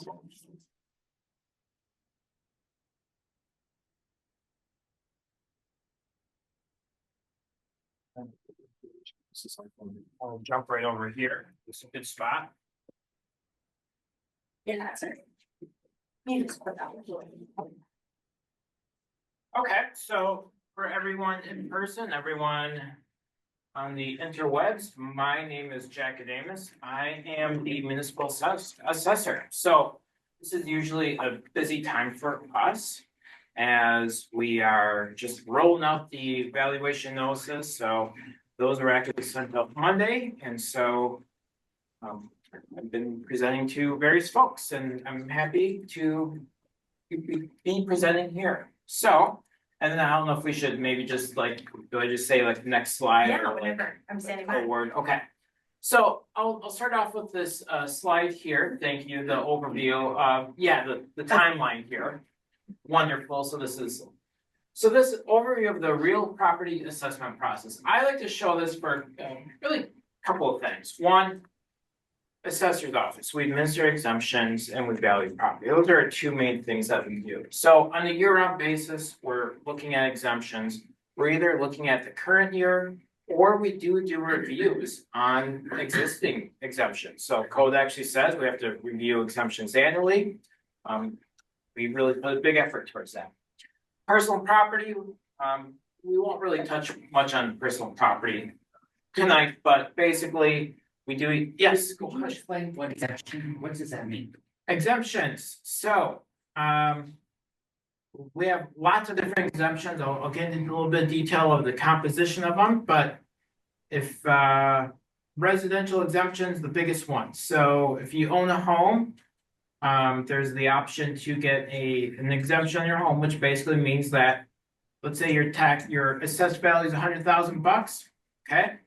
And, an exemption would say, okay, let's say you're $50,000 exempt, you only have to pay taxes on that remainder of your $50,000. So basically that's the simplest form of the exemptions. Is you're exempt this portion of the property, maybe it's all of the property does not subject to the tax or a portion of it. But we could talk a little bit more about those as well. Inspections, we do try to inspect property every 6 years. And then January 1, that's the big lien date for us, meaning that's the value of the property as of January 1 of that tax year. So January 1, 2025 just came around. And that does kick off that series of dates, which is the appeal period. We're in that right now. I'll talk a little bit more about that. Okay, so let's go to the next slide here. So this is looking at the 2025 valuation. So the pie chart here on the left, 57.3. That's basically the total value of the municipality of Anchorage that we did. And the pie chart on the right is 42.3 billion. That's the tax base. This is the one that basically sets the mill rates for the municipality. It's the one that effectively says this is how the cost of government is distributed for property taxes, right? 65, almost 66% for residential, commercial 26, and personal property is right around the % mark. So we are up a little bit compared to last year. So if you go to the next slide here, this is looking, it's pretty small from all the way there. But basically what you can see here, 1985 all the way to this year, tax year 2025, in real dollars. And a couple of things, you can kind of see that the last number of years from about like 2007, we've been kind of roughly in the $40 to $45 billion mark in real dollars. There's a dip a couple of years ago. The main reason for that dip, inflation is 8% that year, right? So we were actually flat from a nominal dollar perspective. But yeah, we're up this year about 7%, a little bit more than 7%. So we can kind of get into that in a couple of slides. We'll get into some of the valuation changes by property type. Okay, so, and if you have any questions, you can go to the next slide here. But if you have any questions, by all means, type up. I'll try to answer them as we go. Very quick question. Go for When it. you see cost of housing, it's going up much more steeply, even in real dollars, but that chart isn't been flat for the last 20 years. Why the difference? There's a couple of things. So I would say personal property did go down a little bit in real dollars. I would also say that the commercial section has not been keeping up with inflation. Residential has been, at least for our assessed values, the last number of years has been outpacing inflation. But for some time, it has been actually relatively stable or flat when you're accounting for inflation. Yes, another question. Just want to latch on to what you were saying there about as the value of residential continues to grow exponentially, so it almost looks like the value of commercial doesn't. doesn't residential become a larger percentage of the taxpayer base? Yes, and, okay? The answer is yes, if we keep everything similar, okay? But if you actually look in so residential exemption, okay? It was back in the day, I think it started off the cusp of my memory, in 2003, it was 10% up to $20,000, okay? Then in 2018, it jumped to 20% up to 50,000. And then just a couple of years ago, it went from 40% up to 75,000. And those, I would say, probably took a lot of heat out of that. And there's been, if you actually look at that, basically that pie chart I talked about on the right there, on slide number 3 there, the tax base where it's like residential about 65%.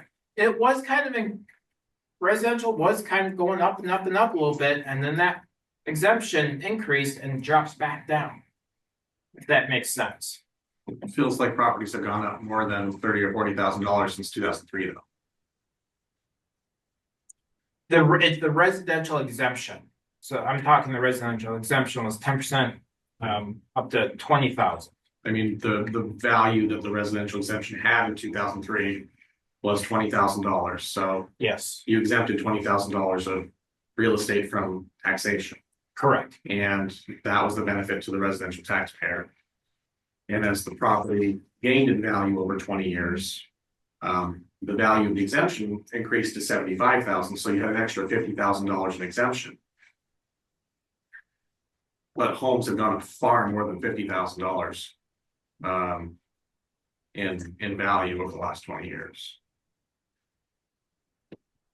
I don't have the details in front of me for something like that. I would say though that when you look at from a historical perspective, it has been, again, like that residential has been hovering around the 65% mark for quite some time from that. So you also have to remember too that exemption does shift the burden. So it basically shifts it back onto commercial. So I don't think we can think about in just nominal dollars of the $20,000 exemption and then increases to 75,000. I think there's a couple other things at play with that. But I'm happy to maybe talk a little bit more. I'd love to have a conversation.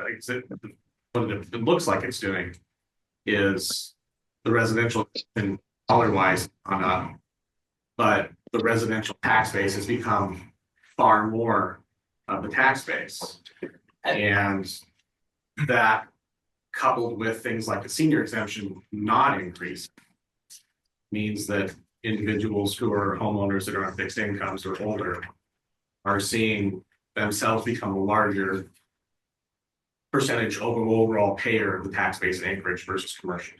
Yeah, and I think when you talk about from the individual perspective, especially like a senior that has that $150,000 cap for some time, you could be right from when you look at it from the macro perspective of like, how much is residential doing?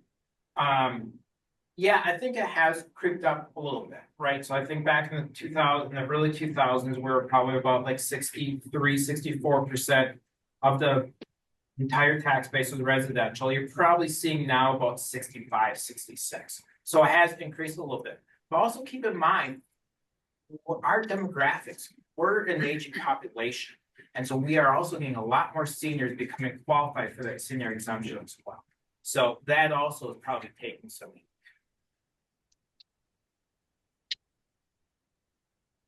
So here is looking at the distribution of taxable value. So again, that's right there, 65.8 for the residential for that. Single families, we're really a single family driven municipality for when you look at from value.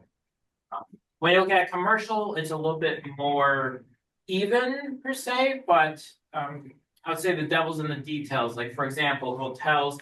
The average value of a hotel is about $9 million. We just have less of them than industrial, right? Let's go to the next slide. So I think the next slide talks about. Oh, go ahead. What is that line item that says vacant? Vacant, so basically that's gonna be your vacant property that doesn't have really any improvement. Just If you a raw have land. vacant property, how do you know that it's vacant? So we go and we try to inspect property, and so we're out there and then the other thing too, we rely on permitting. So if someone throws a permit on that, whatever it may be, well, then there'll be a flag for us to say, hey, someone might be improving this property, well, we're gonna go inspect it. Jack, would it be fair to say, when you say vacant, you mean empty lots? It's empty lots. Not the houses. It's not, are you thinking like vacant is like no one's living there? Yeah. Yes, yeah, thanks for that clarification. Yeah. Yeah, vacant piece of land, just. Exemptions, let's go to that next slide, because that really explains exemptions a little bit here. So, exemptions, there's really two big buckets that we have. We have mandatory, which is required by state statute. And you can see here at the top, senior disabled vet, so $3.2 billion is what we have for senior disabled vet. And that, as I kind of alluded before too, we've been definitely seeing that increasing the last number of years. Municipality, education, federal, state, so those are all gonna be your government properties.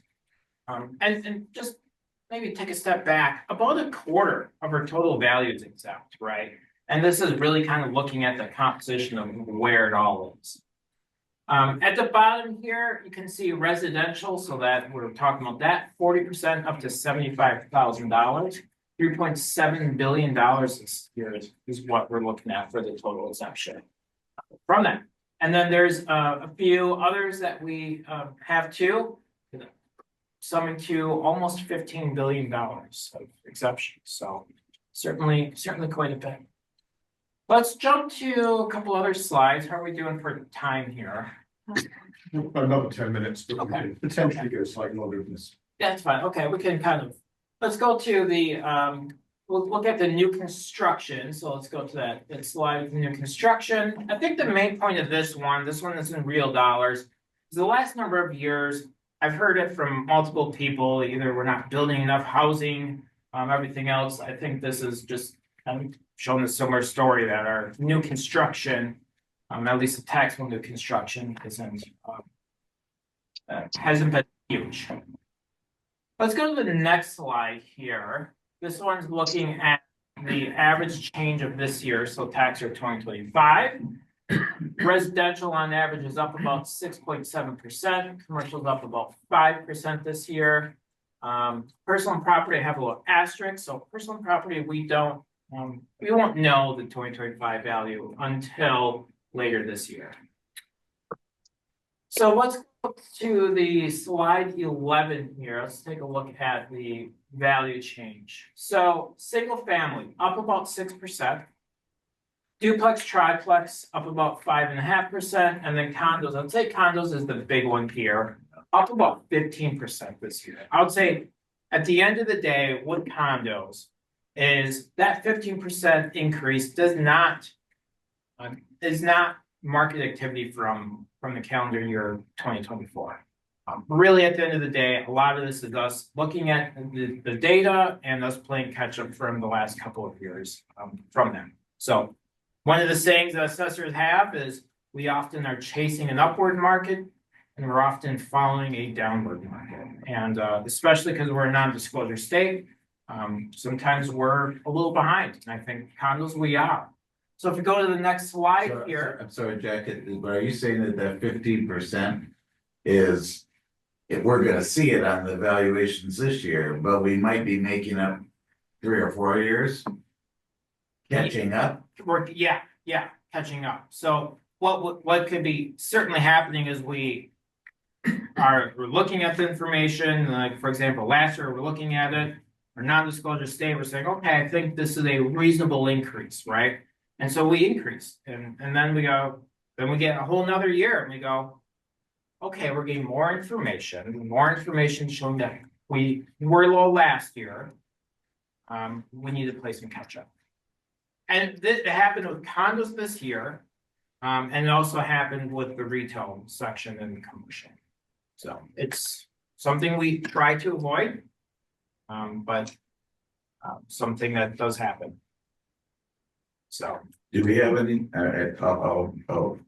do we have much data on how many condos in Anchorage are rented? There is I would say, I don't have that information. But what I do have is I can tell you that on average, the single family homes that receive the either residential, senior, disabled event, okay? So those exemptions, you have to live in that home in order to get it, okay? About over 70% of single family homes receive one of those exemptions, one or more of those exemptions. When you look at condos, that number drops below 50%, kind of in the low to mid 40s. So not entirely to answer your question, but I certainly think it's indicative, alluding to answering your question. Yeah, thanks. And that number varies little across the municipality. Very much so. Yeah. Michael has a question from setting it up. Yes, I have a question about assisted living homes. I know there's a whole bunch of them in Anchorage. And last I looked, they were all taxed as single family houses as opposed to commercial establishments. Is that still the case? Yeah, I would say it depends on the property, but when we look at a home, there's a use of a given property, and then there's like, what is the home? And I would say we often don't get into the homes. And so what might look from the exterior like a home, it might be an actual business running inside of it. And sometimes we might just miss that. Well, I know that there is actually a map that shows where all the locations of assisted livings are, and they have to have a license. So I'm assuming that would be a very easy way to check on those. Yeah, that's a good point too. And maybe we could certainly follow up with that. Thank you. Yeah, thank you for that. So as I mentioned, condos are going up about 15%. Go to the next slide. I think the story with condos here. This is looking at the average change by bedroom count for condos. And the main point of this slide is that kind of your smaller condos are going up more than your larger condos. Studios, so basically those, it's about less than 1% of the population. So I think studios is a little bit of an anomaly, but basically your 1 and 2 bedrooms are going up the most. And then your larger condos are not going up by as much. So again, main message there, condos are going up, yes, but they're not going up evenly. Let's go to slide 15 here to kind of try to be mindful of time. So evaluation notices, we sent them out Monday, so they are in the mail. Hopefully they'll be getting to everyone's home either later this week. And at the end of the day, there's 30 days to appeal your property if you have any questions. You can always come to us early, ask us. Most of the time we can resolve an issue. February 12th is the deadline this year to appeal your property. So if you look at this other one here, this next one, slide 16, here is the timeline. As I mentioned, January 13th, we sent them. I briefly talked about this 30-day informal review period. I have green, yellow, orange, red for a purpose. Basically, if you have questions, come contact us early. Earlier the better. If you come that last week, like 4 days before the appeal deadline, we're probably just going to ask you to file an appeal. It's just we're out of time. So February 12th, I mentioned that. If you do decide to appeal, there is a deadline to submit evidence because it is a process that we want to keep moving. And then typically we will be working with the appeal owner from about mid-February to about early May. And then we also have the Board of Equalization, so that will happen for a couple months. And then finally, we go to the next slide. This is kind of a look of what happened last year during our appeal period. So we had 311 appeals last year.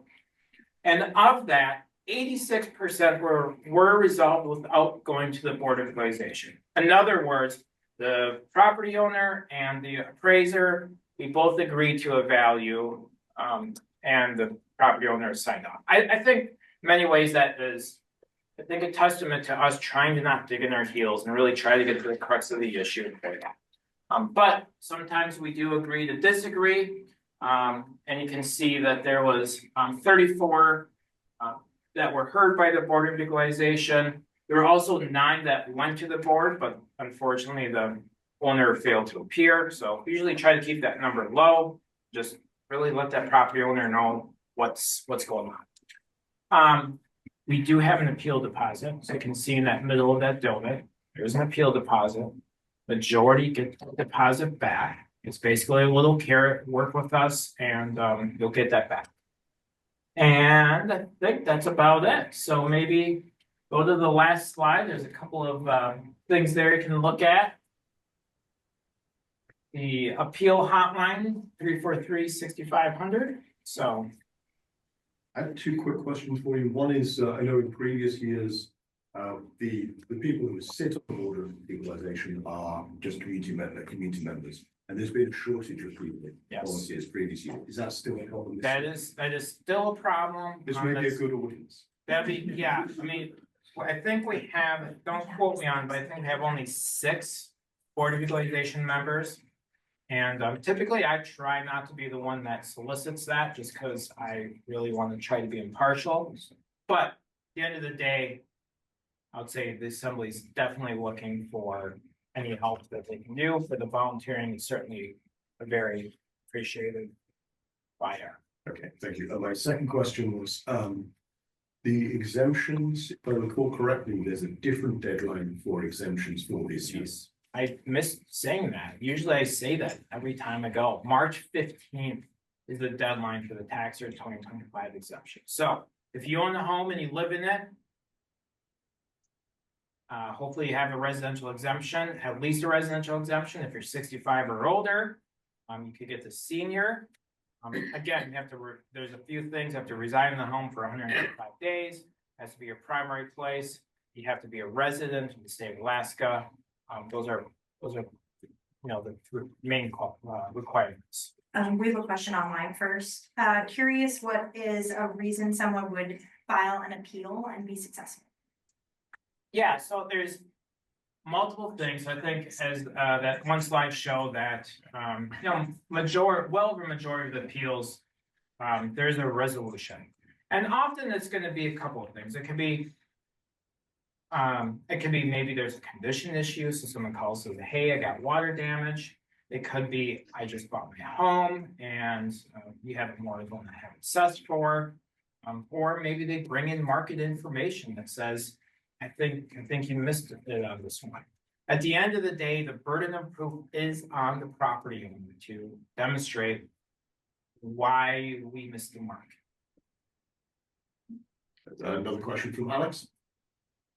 Yeah, just kind of going back to that slide that had the green card. This actually came up in our community council meeting, maybe 1 or 2 meetings ago, but someone brought up, kind of just curious if there was any possibility in future years to put an individual's community council on the green card. I mean, every property owner gets these green cards every year, and this kind of seems like a convenient way for people to maybe learn what community council they're in. Just wondering if that is at all a possibility. That's a good idea. I would say in future years, we can certainly keep that in mind for that. I've been kind of thinking to maybe make that card a little bit bigger as well. Obviously, there's money involved with that, right? We're trying to balance everything, but certainly it's, you know, not a requirement of state statute, but a good idea for information. Can I just have a formal motion to extend?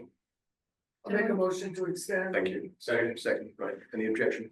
No, okay. So let's say 10 more minutes. We had Sarah. Yeah, we had, I think, 2 questions on this side. Kathleen and. Right. Okay, so stop, Sarah. Do you have to apply for a residential exemption if you live there? Yes. Yes, yeah. So the only exemptions really that get automatically exempted are going to be like your government owned property. So anything that's like owned by government is, but when it comes to like your churches, your charitable, and then your residential, senior, those are all you have to apply by March 15th. Is that on the green card? There is a section on the green card that says that you may qualify for an exemption, visit our website, for that. And then if you ever buy a new home, we'll actually send you a little grantee mailer that says, hey, congratulations, how much you pay for it. Also, here is a application for an exemption, you might qualify. I have a very specific question that maybe we'll ask later. Okay. Does that info that people give you on the sheet where they say how much they paid for it, does that ever kind of come back in and I don't know, affect somebody's valuation? It can. It certainly can. I would say not directly. I'd say indirect. So what we don't do is get that and say, whoa, okay. And then we go and put the value, like, no, we put into, we have regression models that we use to kind of influence. And so yeah, we could have enough observations. We'll have a. Once you file for the exemption and get it, if you have it until you leave the house, correct? That is correct. Like I alluded to before, we do review exemptions. And so there's multiple ways we review, right? One, we can look at the PFD and say, has this person at least applied for the PFD, and what's their address to it? Because that can be very indicative of, is this your primary residence, permanent place of abode, right? There can be things like listings on where you're renting your home. So that could be a flag, right? We get anonymous information. I just got one yesterday where they said my, person I know nearby doesn't live there. And so yeah, if we have something like that, we would then ask the person to do a annual recertification, basically. But as long as nothing changes. As long as nothing changes, you're good to go. But for the people that turn 65, right? That exemption will not happen automatically, right? They wouldn't have to then, even if they're getting the residential, they just have to apply for that seat. So. Can you clarify? Once you've done it once. Kathy, we got a list of big. Really quick, based on what Kathy was saying, I noticed on the forms this year for the exemptions or filing for them, it has now added, and so it'll say like residential exemption / annual certification. And they all say annual certification on there. Is there an expectation that there's now going to be, or that there's an anticipation in the future that there's going to be an annual certification sent out to everybody? So, not to everybody. As I was mentioning before, we did change that a little bit. So basically a new application mirrors what an annual certification is. And so if we have someone that we go, I have a tough time, basically looking to see if you're qualified this year, right? Maybe it's the PFD doesn't match. Maybe we get someone that says, that they're renting it out, or we even see the listing ourselves. We'll then ask that person to do a annual certification. And that's basically filling that out again. We'll be looking at it. But it's not going to be a systematic. Not at all. Triggered like we saw you had a refinance, there's a change in. Zero. So boom. And then the other thing I saw when I was looking at the exemptions, I don't know, maybe I missed this in the past. I don't know if this is a new one, but for volunteer firefighters and EMS. Yes. Yeah, that's new. This will be new for this tax year. Okay. So it's, I think, a maximum of $10,000. But that can be the 2 people. 2 people can do it in one house. And that stacks. That's stacked on a residential senior disabled. So you could have, if 2 people own the home, you could have 2 $10,000 exemptions. Correct. So take note, my North Acre trends. Yeah, it's Chugiak and Girdwood. Those are the 2 places that. It's volunteer fire departments within the municipality. Yeah, but yeah, great point too. So Marilyn was next. Yes, hi. Thank you for your presentation. Can you explain to me how certain churches can be exempt from property taxes when they clearly are commercial entities? And how is that determined? Well, And not an easy one. nonprofit. Well, So, go ahead. that's a huge, I know it's a can of worms, but you know, nonprofit does not cover what some of these churches are doing. And so I'd like your thoughts on that. Yeah, I would say when we strictly, it becomes more of a legal question on this, okay? When we're evaluating these exemptions, whether it's a church or a nonprofit entity or even a nonprofit hospital, we're not looking at their profit margin. We're looking at basically two things. We're looking at the ownership and we're looking at the use of the property. Okay? It doesn't matter if they made $500 million on a bake sale. What matters is what they're doing with it, with the property. So if they are doing a bake sale, is that money going back to the entity for the purpose of their mission? Okay, so they can be really good at generating revenue, but as long as that revenue stays within that charitable mission, they're probably okay. And you probably see that a lot. Even if they are involved in political action. Political action is something that we don't really focus on. It's not part of the state statute for our requirements. There's other things I'm aware of, but. I think Bruce. Yeah, my question, I think you might have answered, but is, so if you have a property, a residence property with joint ownership, does each person have filed for a residential exemption, or is it just one residential exemption per property? It's just one residential, one senior, one disabled vet per property. Two for the, up to two for the. Two for what? Up to two for the volunteer firefighter. The new one. Oh, the new one. Okay, thank you. And only on one property in the municipality, right? If you're a couple and you have a couple houses, you're only gonna get your principal on one, right? It's so the requirement of is for the volunteer fires, you have to live. No, I mean, I'm just in general. Yeah, it has to be your primary residence. So can only have one of those. Yeah, I just wanted clarification on the senior Yes. exemption. You said, no, you have to apply for that every year because you don't get younger. You didn't say it. Not every year. So what I was saying is if you have a residential exemption and you're 64 years old and then you turn 65. Yeah, I did that, but that Okay. was 2 years ago. And then did you apply for the senior exemption? Yes. So Then you're once good. Once you get did that it, age it'll keep rolling over. Thank You'll be good. goodness, one less thing. Yes. Not that.